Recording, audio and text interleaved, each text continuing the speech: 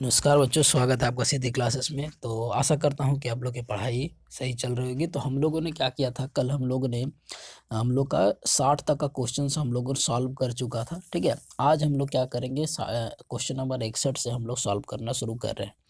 तो हम लोग क्या कर रहे हैं कि जो हम लोग का जो टारगेट है 450 प्लस का, हम लोग उसको अचीव करेंगे। ठीक है, क्योंकि हम लोग इतना ज़्यादा क्वेश्चंस का ऑब्जेक्टिव का प्रैक्टिस कर रहे हैं।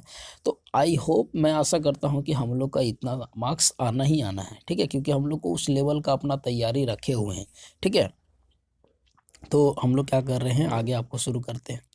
तो हमारा जो 61 नंबर क्वेश्चन है बोल रहा है कि दो रैखिक समीकरणों के आलेख समांतर रेखाएं हैं, तो रैखिक समीकरण का युग्म क्या होगा। देखिए, दो रैखिक समीकरण है तो इस तरह से ये हम लोग का रहता है। ठीक है, इसमें अगर एक समांतर है दूसरा इसके समांतर है तो इस तरह रेखा में कोई हल नहीं होता है। तो जो 61 है इसका आंसर क जो हो जाएगा।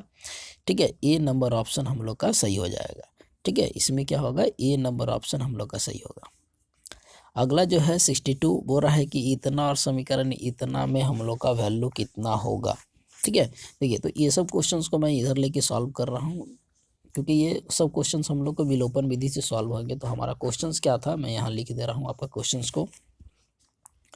क्वेश्चन जो था हमारा 2x, ठीक है, और प्लस का 3y इक्वल टू 12, और एक क्वेश्चन था आपका 3x माइनस का 2y और इक्वल टू 5। ये हम लोग का क्वेश्चन था। इसको आप कोई भी विधि से सॉल्व कर सकते हो, चाहे तो प्रतिस्थापन विधि से सॉल्व करो या फिर विलोपन विधि से सॉल्व करो या फिर बज्रगुणन से करो। तो हम लोग को तो बस x का वैल्यू निकालना है। तो फटाफट हम लोग क्या कर सकते हैं कि सबसे अच्छा हम लोग का जो होता है वो होता है हम लोग का विलोपन विधि।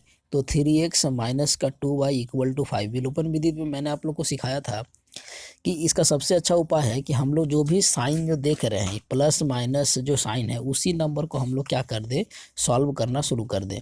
ठीक है, तो इसमें ये वाले समीकरण में हम लोग क्या करेंगे कि इस वाले समीकरण में हम लोग 2 से गुना कर देंगे, इस वाले समीकरण में 3 से गुना कर देंगे। ऐसा गुना करने से क्या होगा कि जो y वाला चीज़ हम लोग का सेम हो जाएगा। तो मल्टीप्लाई करने पर हम लोग का कितना आएगा, 4x, ठीक है, प्लस का 6y और आ जाएगा 24। यहाँ पर हम लोग का कितना आ जाएगा, 9x और माइनस का, ठीक है, 6y इक्वल टू कितना आ जाएगा, 15। तो अगर सॉल्व करेंगे तो ये वाला कट गया, तो यहाँ कितना आ जाएगा, 9 4 13x, और यहाँ पर हम लोग का कितना हो जाएगा, 39। तो यहाँ पर अगर हम लोग सॉल्व करें तो x का जो वैल्यू है, ठीक है, x का वैल्यू हम लोग का कितना निकल गया, 3। अब x का वैल्यू निकला है 3, और हम लोग x का जो वैल्यू है इस वैल्यू को हम लोग क्या करेंगे, कोई भी एक समीकरण में पुट कर देंगे। तो अगर इसी में पुट करते हैं तो यहाँ हम लोग का कितना आ जाएगा, 6, ठीक है, प्लस का 3y इक्वल टू आ जाएगा 12। तो ये इधर घटेगा तो हम लोग का आ जाएगा 3y is equal to 6, Y is equal to हम लोग का कितना आ जाएगा, 2। तो यानी कि x is equal to 3, Y equal to जो समीकरण है, ठीक है, ये हम लोग का कौन समीकरण में आ रहा है, x is equal to 2, Y is equal to 3। तो option x is equal to 3, Y is equal to 2 जो 62 का जो सी है, ये हम लोग का क्या हो जाएगा, सही आंसर हो जाएगा।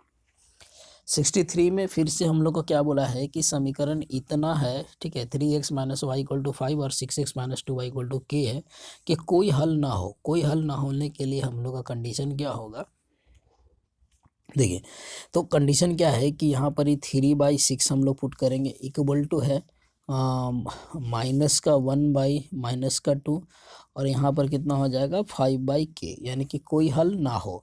ठीक है, कोई हल ना हो, इसके लिए हम लोग को पुट करना होगा नॉट इक्वल टू 0। तो यहाँ पर पुट करेंगे तो ये 0 हो जाएगा, यहाँ के नॉट इक्वल टू कितना आएगा, 10। तो ये जो ऑप्शन है सी, ठीक है, ये ऑप्शन सी हम लोग का सही हो जाएगा। आगे क्वेश्चन नंबर 64 बोल रहा है कि x इज इक्वल टू 5 है, तो ये आरेख रेखा कैसी होगी। तो देखिए, ये हम लोग का है, ठीक है, ये वाला आपका x में पॉजिटिव का होता है, ठीक है, ये वाला x में आपका क्या चीज का होता है, माइनस में। तो x is equal to -1, x is equal to -2, -3, minus का 4, माइनस का 5। ठीक है, तो इस तरह से हम लोग इसको दिखाएंगे। तो इसका मतलब है कि ये आपका क्या हो जाएगा, ठीक है, x इज इक्वल टू जो -5 है, वो आपका हम लोग इस तरह का आरेख को हम लोग किस तरह से दिखाएंगे। ठीक है, इसमें जो आंसर होगा, एक अक्ष के समांतर, ठीक है, एक अक्ष के समांतर है, ठीक है, यानी कि ये रेखा आपको ऐसे करके दिखाना होगा, इसे तो तुम्हारा आपका y इक्वल टू 5 हो गया, ये हमारा क्या हो जाएगा, y अक्ष के समांतर हो जाएगा। अगला जो क्वेश्चन है क्वेश्चन नंबर 65 बोल रहा है कि x minus 3y equal to इतना है, x minus 2y equal to 3 और 3x प्लस के वाई इक्वल टू 1 एक अद्वितीय हल हो। अद्वितीय हल का कंडीशन क्या होता है, a1/a2 not equal to b1/b2। तो कितना हो जाएगा 1/3 इज इक्वल टू हो जाएगा माइनस का 2/k। तो इसको सॉल्व करेंगे तो k इज इक्वल टू कितना आ जाएगा माइनस का 6। ठीक है, तो ऑप्शन नंबर ए जो हो जाएगा वो सही होगा। उसके बाद क्वेश्चन नंबर 66 है, एक रैखिक समीकरण युग में असंगत हो तो निरूपित करने वाली रेखाएं जो होती है, असंगत जो होता है, ठीक है, वो रेखाएं क्या होती है, समांतर होती है। यानी कि इसमें हम लोग असंगत में हम लोग का कोई हल होगा नहीं। उसके बाद फिर से हम लोग का ये वैल्यू है क्वेश्चन से जो है 2x plus 3y equal to 11 और 2x माइनस 4y। तो ये सब क्वेश्चंस का मैं आपको आंसर बता दे रहा हूँ, क्योंकि हम लोग को क्या है कि ये सब क्वेश्चन विलोपन विधि है, लॉन्ग आंसर क्वेश्चन है, इतने बड़े क्वेश्चन हम लोग को क्वेश्चन में देंगे नहीं। जो ज़्यादातर जो क्वेश्चन हम लोग को बनने वाले थे उसको हम लोगों ने क्या करा है, सॉल्व करा है। अगला जो है 68 नंबर क्वेश्चन जो है आपको पूछ रहा है कि दो चर एक्स वाई में समीकरण A X plus B Y plus C equal to 0 संख्याओं में समुच्चय के कितने हल होंगे। तो जाहिर सी बात है कि समुच्चय के कितने हल होंगे, दो हल होंगे, क्योंकि हम लोग दो चर वाले सॉल्व कर रहे हैं तो उसका दो ही हल होगा। क्वेश्चन नंबर 69 में बोला गया है कि समीकरण इतना और इतना के कितने हल होंगे। तो देखिए, अगर कितने हल होंगे तो हम लोग के लिए कंडीशन से चेक करने का, यानी कि 2/4 इक्वल टू 3/6 और इज इक्वल टू 5/15। तो इसको सॉल्व करेंगे तो यहाँ से 1/2 आ जाएगा, इसको सॉल्व करेंगे तो यहाँ से 1/2 आ जाएगा, इसको सॉल्व करेंगे तो यहाँ से आ जाएगा कितना, आपका 1/3। तो इसका मतलब है कि ये नॉट इक्वल टू है, तो इसका मतलब क्या है कि कोई हल नहीं होगा। ये कंडीशन सिर्फ a1/a2 equal to b1/b2 but not equal to c1/c2 है, तो कोई हल नहीं हो सकता है। इसके बाद 70 नंबर क्वेश्चन है, यदि रैखिक समीकरण का युग्म संगत है तब उसके द्वारा निरूपित रेखाएं, तो अगर संगत हल है तो उसके द्वारा जो निरूपित रेखाएं हैं वो क्या करेगी, प्रतिच्छेदित करेगी या तो संपादित होगी, संपाति होगी। 71 नंबर क्वेश्चन में बोल रहा है कि रैखिक समीकरण इतना और इतना के हल क्या होंगे। तो इसका जो हल होगा, ये क्वेश्चन को हम लोग सॉल्व किया है, तो ये ऑप्शन ए जो होगा वो सही होगा। 72 नंबर क्वेश्चन बोला रैखिक समीकरण में चार चर के घातों की संख्या कितनी होगी। रैखिक समीकरण में चर के घातों की संख्या, ठीक है, रैखिक समीकरण के चर के घातों की संख्या, चर के घातों की संख्या कितनी होगी। तो इसमें चर के घातों की संख्या रैखिक समीकरण में कितना होता है, 1। अगला जो क्वेश्चन है क्वेश्चन नंबर 73, ठीक है, 73 क्वेश्चन नंबर पूछा गया है आपका कि समीकरण निकाय 6x minus 2y plus 9 equal to 0 और 3x माइनस इतना के आलेख दो सरल रेखाएं हैं, ठीक है, तो आपस में वो क्या होगा। तो हम लोग कंडीशंस को चेक करते हैं, कंडीशन चेक करेंगे तो कितना आ जाएगा आपका 6/3 इज इक्वल टू माइनस का 2 माइनस का 1 इज इक्वल टू 9/12। तो हम लोग देख रहे हैं कि यहाँ पर ये a1 जो है a2 के इक्वल है बट नॉट इक्वल टू है, तो यानी कि ये क्या है, आपस में समांतर है। ठीक है, तो इसमें जो आंसर होगा, ठीक है, वो समांतर होगा आपका। 73 नंबर जो क्वेश्चन है 73 नंबर का बी हम लोग का सही होगा। 74 की बात करें, बोल रहा है कि y इक्वल टू 10 का आरेख सरल रेखा है तो कैसे होगा।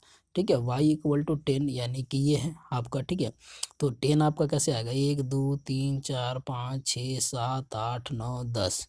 तो ऐसे हम लोग करेंगे तो ये क्या हो गया कि आपका जो एक अक्ष है, ठीक है, एक अक्ष के लिए क्या होता है, समांतर होता है। तो 74 नंबर जो क्वेश्चन है 74 नंबर का ए क्या होगा, सही आंसर होगा। एक्स अक्ष का समीकरण क्या होगा, एक्स अक्ष का समीकरण क्या होगा, y इक्वल टू 0 होगा, क्योंकि एक्स अक्ष का बोला है तो वही इस तरह से आपका बन जाएगा। 76 नंबर क्वेश्चन में बोल रहा है कि के किस स्थान के लिए समीकरण मान 3x minus Y equal to -8 और इतना संपाती रेखाएं को प्रदर्शित करता है। तो संपाती के लिए कितना होगा, 3/6 इज इक्वल टू माइनस का 1 बाई माइनस का के, ठीक है, तो इक्वल टू कितना हो जाएगा, माइनस का 8 बाई माइनस का 16। तो यहाँ सॉल्व करेंगे तो के इज इक्वल टू आपका कितना हो जाएगा आपका, ठीक है, के इज इक्वल टू कितना आ जाएगा 2, के इज इक्वल टू कितना आ गया 2, हमारा सही आंसर हो जाएगा। क्वेश्चन नंबर 77 की बात करें, क्वेश्चन नंबर 77 में बोला निम्नलिखित में किस समीकरण का मूल्य 2 है। ठीक है, मूल 2 है, ये हम लोग को निकालने के लिए बोला है, ये क्वेश्चंस को हम लोग निकालेंगे। तो मूल 2 है, तो इसके लिए जो फार्मूला हम लोग का बनता है, जैसे कि अगर हम लोग सॉल्व करें तो अल्फ़ा प्लस बीटा, ठीक है, अल्फ़ा प्लस बीटा बराबर हम लोग का आ जाएगा -7/2, अल्फ़ा इंटू बीटा बराबर हो जाएगा हम लोग का 6/, ठीक है, यानी कि प्लस 6/, आपका कितना हो जाएगा 2। तो अगर हम लोग को इसमें से मूल निकालना है, एक वैल्यू निकालना अगर पड़ेगा, तो 2 इसमें से हम लोग अगर वैल्यू निकालते हैं तो हम लोग का वैल्यू कितना हो जाएगा, अगर पुट करेंगे तो ये जो आंसर हो जाएगा आपका ऑप्शन नंबर डी जो हो जाएगा वो हम लोग का सही हो जाएगा। क्वेश्चन नंबर 78 में बोल रहा है कि दो चरों यदि दो चरों में दो रैखिक समीकरण के आरेख प्रतिच्छेदित हो तो उनके हलों की संख्या कितनी होगी। तो दो चरों में हलों की संख्या कितनी होगी, सिर्फ एक। वाई अक्ष का समीकरण क्या होगा, वाई अक्ष का समीकरण x = 0 होगा। ये सब क्वेश्चन आपका इंपॉर्टेंट क्वेश्चन है, फटाफट आंसर कर सकते हो। समीकरण इतना और इतना के y के कितने मान होंगे, तो समीकरण बोला है कि 3x - 5y = 0 और 9x प्लस का 15y = 0 है, ठीक है। तो x और y के जो मान है वो x = 0 और y क्या होगा, 0 होगा। आप सॉल्व करके देखो। दूसरा बिंदु, इतना और इतना दोनों अवस्थित हैं, ये बिंदुओं जो है, ठीक है, एक देखिए, एक जो है आपका एक्स अक्ष पर है फर्स्ट क्वाड्रेंट में, और एक जो है आपका थर्ड क्वाड्रेंट में है। तो ये दोनों जो बिंदु है, ठीक है, यानी कि क्या बोल रहा है कि दोनों अवस्थित है। इसमें बिंदु इतना और इतना दोनों अवस्थित हैं, तो इसमें पूछा नहीं गया है, लेकिन आपका जो मेन जो आंसर है इसमें दे दिया है वाई अक्ष पे, ठीक है, इसका आंसर है। तो ये हमारा क्या था कि आज का हमारा जो सबसे ज़्यादा इम्पोर्टेंट क्वेश्चन था, इसको हम लोगों ने 81 क्वेश्चंस को सॉल्व किया है। इसके बाद हम लोग का जो द्विघात समीकरण का क्वेश्चन आएगा, इसके बाद एपी के ऑब्जेक्टिव आएंगे जो सबसे ज़्यादा क्वेश्चन पूछे जाते हैं। ट्रिग्नोमेट्री को तो हम लोगों ने पहले ही ख़त्म किया है। तो आप लोग हमारे साथ लगातार बने और चैनल्स को क्या करें, सब्सक्राइब करें, ताकि आपको लगातार हमारे वीडियो मिलते रहें और आप लोग का प्रैक्टिस जो हो वो ज़्यादा से ज़्यादा आपका प्रैक्टिस होते रहे।